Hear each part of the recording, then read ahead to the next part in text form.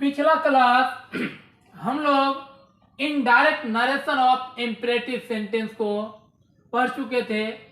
आज हम लोग इनडायरेक्ट नरेशन ऑफ ऑप्टाटिव सेंटेंस को पढ़ेंगे। तो ऑप्टाटिव सेंटेंस तो हम लोग जानते हैं कि उनकी कुछ पहचान है। क्या पहचान है? साइन ऑफ एक्सक्लेमेशन, वो क्या जो है उसको हम लोग बोलते हैं क्या? विस्मयादि बोधक चिन्ह। यानी ऑप्टाटिव सेंटेंस के लास्ट में क्या होगा? विस्मयादि बोधक क्या होगा? साइन होगा।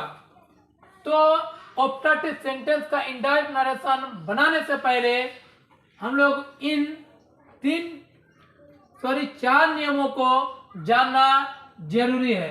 पहला नियम है कि से को पिरे, विस या कर्स में बदल दिया जाता है।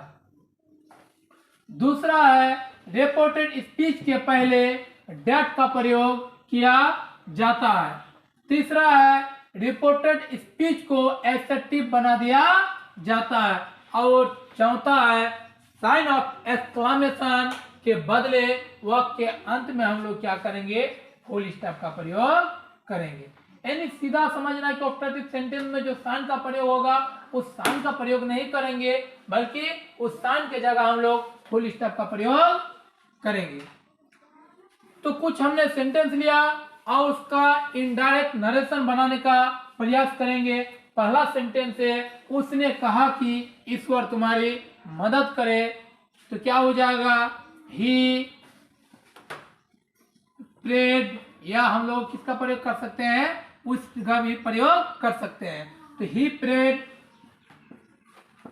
That God might help you. दूसरा है मैंने कहा कि ईश्वर उसे बचाए। मैंने कहा I prayed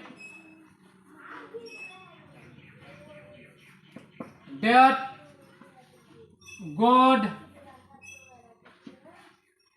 God might save him. उसने कहा कि तुम सफल हो। उसने कहा कि क्या हो जाएगा? ही prayed that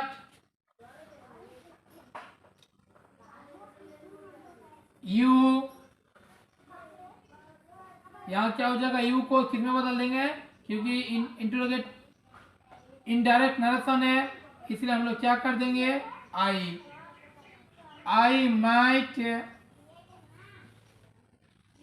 mat succeed.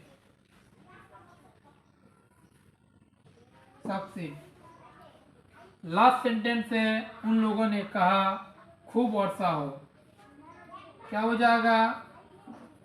They prayed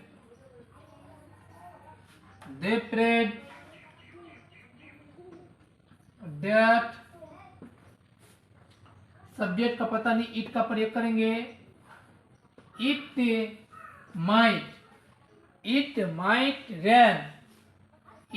might रैन खूब हैवीली।